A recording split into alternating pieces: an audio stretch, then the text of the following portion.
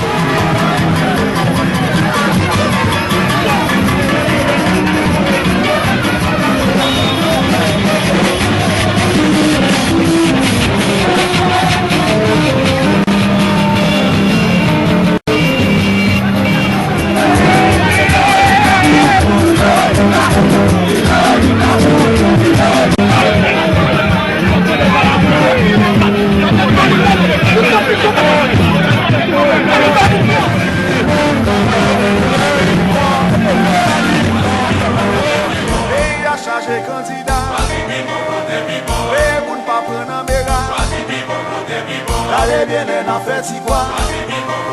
Votez pour Michel Martelly Oui, Haïti a souffri encore Il besoin d'un leader conséquent Oui, faut voter Martelly pour son tour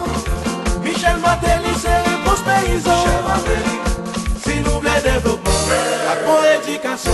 Martelly président Votez, votez Michel Martelly numéro 1 Votez, votez Michel Martelly Votez, c'est besoin Michel Martelly numéro 1 Fais pas ici Est-ce qu'elle paraît pour Votez Martelly